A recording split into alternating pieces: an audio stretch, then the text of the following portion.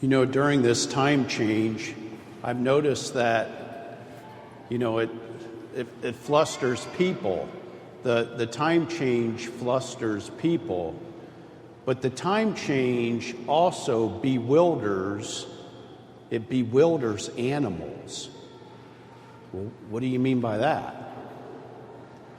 I noticed when we had the last time change in the fall, when we fell back an hour, there was a coyote not too far from the rectory, and I was outside, I was walking at night, and that coyote was kind of looking at me. He just stopped, and maybe I told you this, I think in the fall I probably told you this. That coyote just stopped and looked at me, and I looked at him, and he's kind of looking at like, you weren't supposed to be out here right now. And so then I made a big noise. I coughed real loud, and then he took off and went into the bushes. And it's, it takes a while.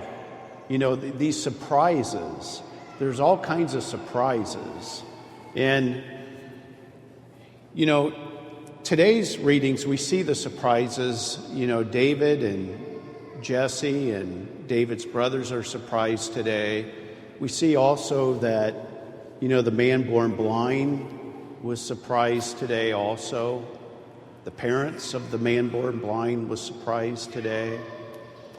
And that, God is full of surprises. And he purposely, and I don't know what it is, I think sometimes the Lord waits for you to get in your routine. I think he just waits for you to get comfortable. That's what I believe. I think he really does wait for you to get comfortable. And then there's a change that happens. Now, we can go along with the change if we want, or we choose not to, and that we can kind of stay where we're at. And God's not going to push you. He's not going to make you change. But the invitation's always there. And we see today that, Samuel, he's told, Samuel himself is frustrated. Samuel, the prophet himself, is frustrated because none of his sons are not the ones to take his place. None of them. They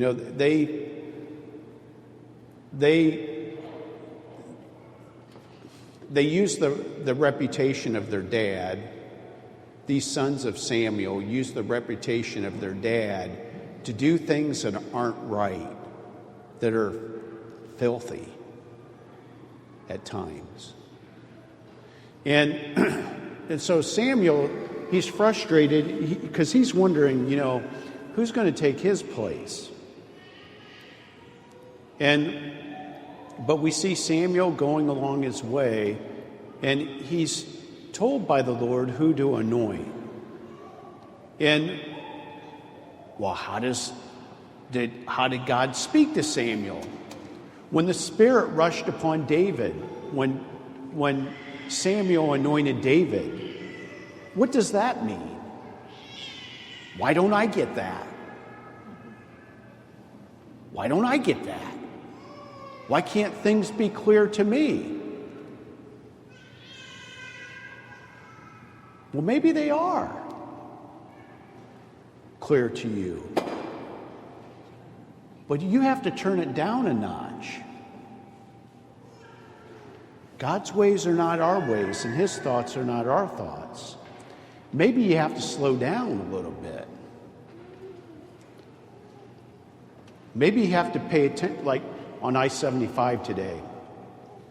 On I-75, there was I looked into the clouds, and there were these dark clouds this morning, like around 8 o'clock or a little bit after 8. But in the midst of the dark clouds, there was this heavenly it looked like what heaven was going to look like. The brightness of the white clouds, different colors of gold and pink. And I'm thinking, yeah, that's probably what heaven looks like. You know, that beauty of heaven, that's probably what that looks like. And some days, most days, I have my head down. And today I had my head up, and I noticed. But I had to be waiting. I had to wait for the prompt. I had to be attentive to the promptings. I had to be attentive to the promptings that were in my midst. I had to look around. I had to slow down a little bit. I had to stop thinking about some things that really don't matter. I had to slow down a little bit.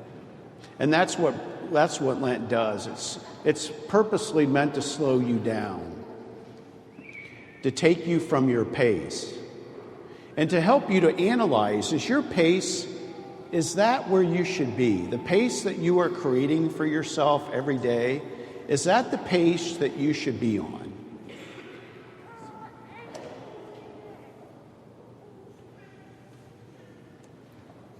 Or is there another way that you can approach your days? Is there another way that you can approach the days and the people you encounter? And today we see Jesus, and he heals this blind man. And this blind man was blind since his birth.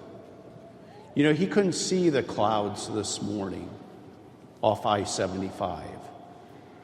Couldn't see nothing. Everything, he didn't know any different.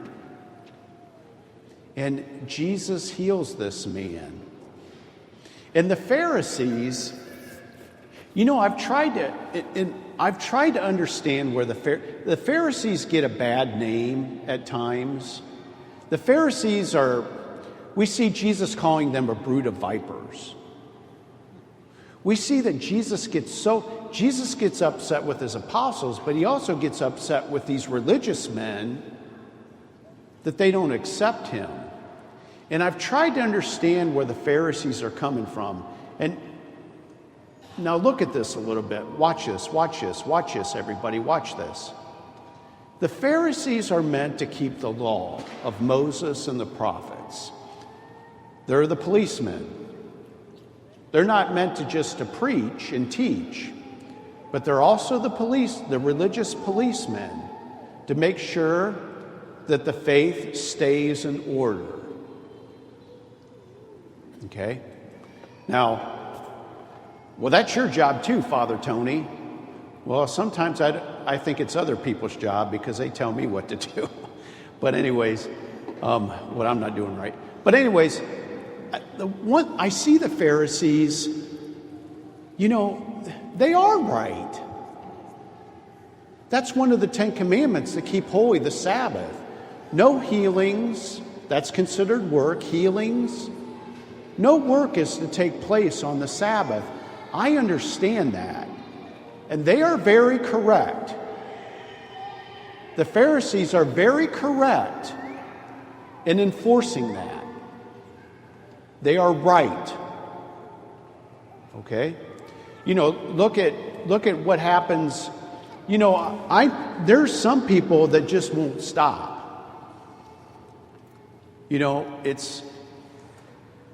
I know some people need overtime at work. Sometimes people don't need overtime at work. There's certain people I've met at General Motors, they could take all the overtime they wanted. Well, Father, you don't understand. You got it made. You got a rector. You got lay people paying for your rectory. You got lay people paying for your groceries. So you don't really understand what it's like to live in the world, Father Tony. Okay. Maybe I don't understand fully and maybe that's a decision I made, and now I got to live with that. But there's some things that I can tell you that you don't understand too, that I experience that you don't experience. all right? But the Pharisees, their role is to keep the law. That's their role. And they don't want things to get out of sorts. They don't want people to be slaves, to be working on the Sabbath from Friday night, the Hebrews from Friday night to Saturday night. That's when the Sabbath. And they did it. But they didn't quite understand. They couldn't get themselves to go to the next step. Jesus said, "It's mercy I desire." It's mercy. So you would have this man live another day being blind, or this other person being lame another day when you can take care of it right now? And the Pharisees they weren't willing to take that next step of mercy. They just didn't want to do it. They were really protecting themselves too in their job. You know, I may look like a Pharisee with my robes. I don't have phylacteries on me, wrapped around me, but, you know, and I can kind of understand that they want to keep their job. And how Jesus was pushing them. And Jesus was one person. They had a whole Sanhedrin of people. How's this one person, Jesus, and even if he does miracles, how's he going to change everything? And, you know, Jesus comes with blessings and graces, but we have to be open to how he does that. You know, he may at times ask you to be vulnerable, to leave your prayer life, as John Paul II told his priest. Don't be afraid to leave your prayer life to take care of a need.